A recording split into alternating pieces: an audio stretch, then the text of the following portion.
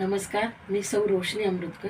आज आपल्यासमोर पाणिनी ऋषी, जे संस्कृतचे खूप मोठे आचार्य आहे, जे पंडित होते, त्यांची एक छोटीशी कथा सांगणार आहे। एकदा काय झालं, पाणिनी ऋषी त्यांच्या गुरुच्या घरी म्हणजे गुरुगृही शिकत होते आणि त्यांचा अभ्यासात इतकं मन लागत नव्हतं। अतिशय मंदबुद्धीचा हा बालक होता, त्यांना अभ्यासाची अजिबात गोडी नव्हती आणि ते पाणी भरणे, आश्रम सारवणे अशी वरवरचीच कामं ते करत। त्यांना अभ्यासात रुची नसल्यामुळे सगळे त्यांचे जे सहपाठी होते ते त्यांना नेहमी चिडवत असत, अरे मंदबुद्धीचा हा बालक आहे, याला अभ्यास जमत नाही, सांगितलेला हा पाठ करत नाही। तर त्यांना खूप वाईट वाटायचं। एकदा अतिरेक झाला आणि ते गुरूंचा आश्रम सोडून त्यांच्या पालकांकडे आले, त्यांच्या घरी आले।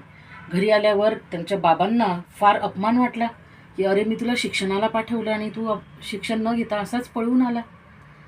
त्यांचे बाबा खूप त्यांना रागवतात, आई तर रडायला लागते आणि 13-14 वर्षात ह्या अशा घडलेल्या घटना खूप मनावरती परिणाम करून जातात।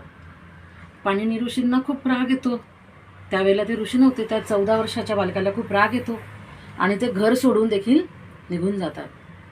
चालत जातात एक गाव लागतं, संध्याकाळ होते, तिथे ते मुक्काम करतात आणि सकाळ झाल्यावर त्यांचा एक छान अभंग ऐकून त्यांचा डोळा उघडतो आणि ते बघतात की त्या गावात एक संत आलेले आहेत आणि त्यांचे भजन अभंग सगळं सुरू आहे आणि सगळ्या बायका तिथे संतांच्या दर्शनाला आलेल्या आहेत।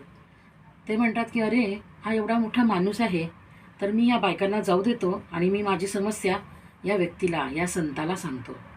सगळ्या बायका तिथून जातात आणि पाणिनी 13-14 वर्षाचा जो बालक आहे तो त्या संतांकडे जातो आणि म्हणतो की महाराज, माझ्या आयुष्यात अशी अशी निराशा आहे, मला अभ्यास करायला अजिबात आवडत नाही, पण माझ्यावर माझे गुरु नाराज आहे, माझे पालक नाराज आहे, मला काहीतरी करायचं आहे।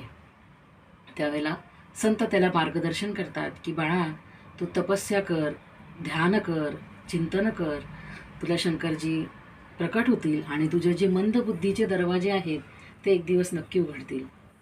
आशेचा किरण घेऊन तो बालक तपश्चर्या करतो, ओम नमः शिवाय या जपाचं तो ध्यान करतो आणि शंकरजी काही काळाने त्याला प्रसन्न होतात। शंकरजी विचारतात, बालक तुला काय हवं आहे? त्यावेळेला पाणिनी नावाचा हा छोटा बालक म्हणतो की मला अभ्यासात अजिबात रुची नाही, त्यामुळे माझ्यावर सगळे रागवले आहेत, पण मला स्वतःला असं वाटतं की मी काहीतरी चांगलं केलं पाहिजे।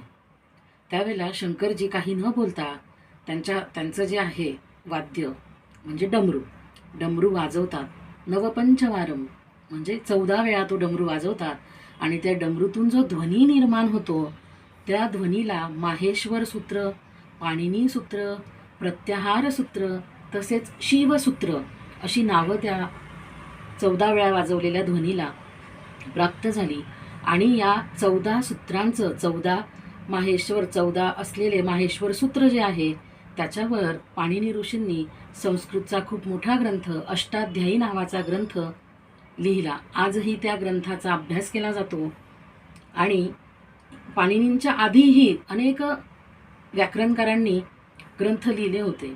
त्या सगळ्यांचा अभ्यास आणि पाणिनी ऋषींनी अष्टाध्यायीमध्ये माहेश्वर सूत्र याच्या जवळजवळ 4000 सूत्र आणि 8 अध्याय असा हा अष्टाध्यायी ग्रंथ निर्माण झाला आणि आजही त्याचा अभ्यास केला जातो।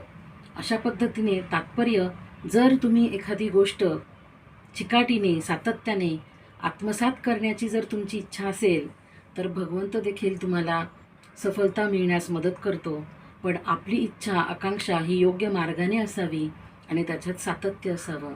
धन्यवाद। कशी वाटली गोष्ट नक्की सांगा।